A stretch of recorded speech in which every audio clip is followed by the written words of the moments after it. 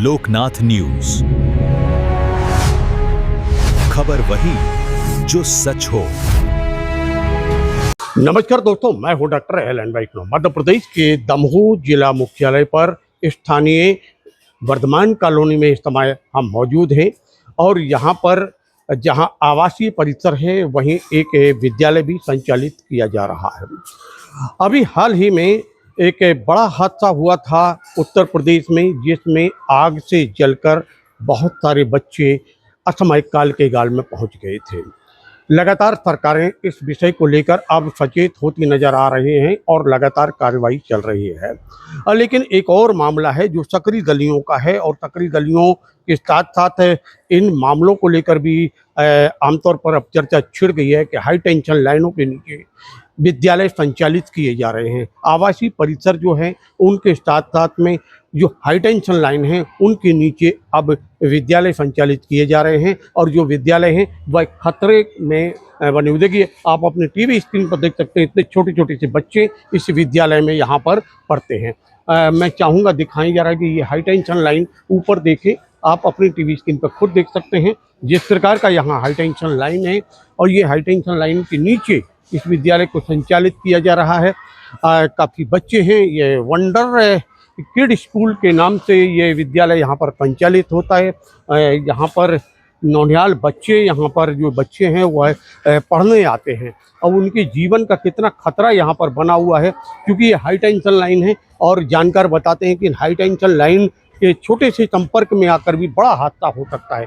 अगर ये तार टूटते हैं या किसी प्रकार के खतरा होता है, वो बारिश का समय है वैसे भी, और जब बारिश का समय होता है तो और ज़्यादा ये खतरा बढ़ जाता है।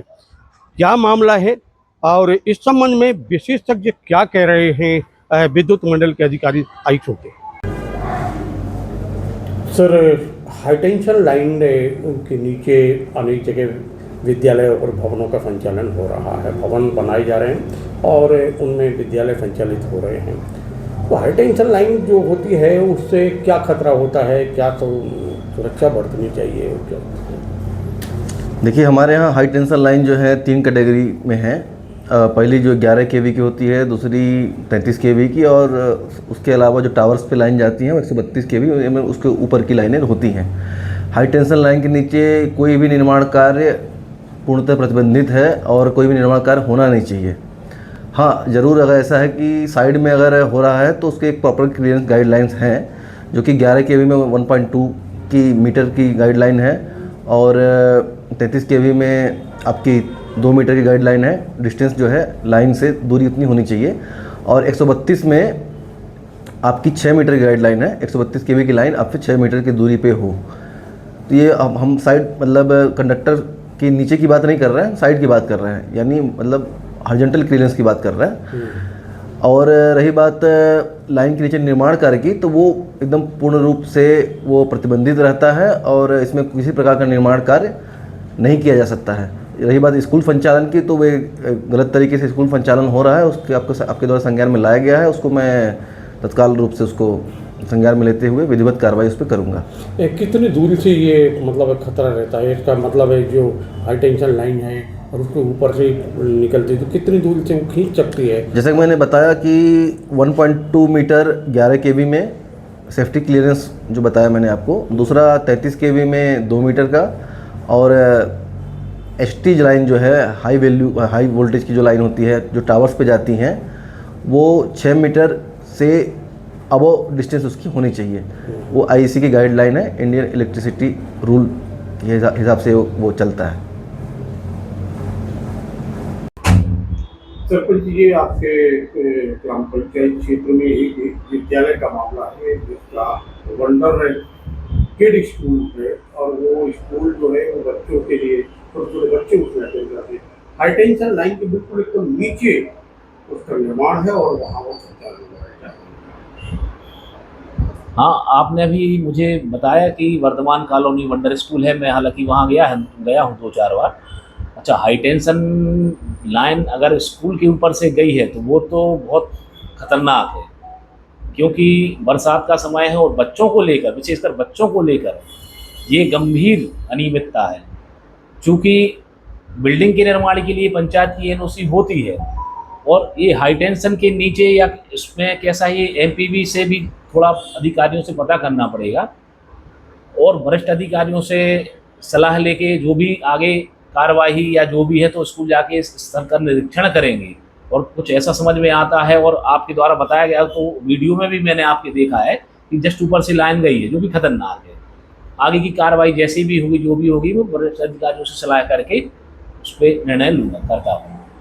उनसे हमने जब चर्चा की तो उन्होंने ये पूरा का जो पूरा मामला है इसमें कानून की क्या मंशा है, किस प्रकार के नियम हैं, इससे विद्युत मंडल के हाई टेंशन लाइन की कितनी दूरी से करंट का संचार होता है और किस प्रकार के खतरे होते हैं, इसके संबंध में उन्हें अवगत कराया। और साथ में बताया है कि ये जो दिखाई दे रहा है वो निश्चित रूप से नियम विरुद्ध दिखलाई दे रहा है, कार्रवाई की बात वह कर रहे हैं।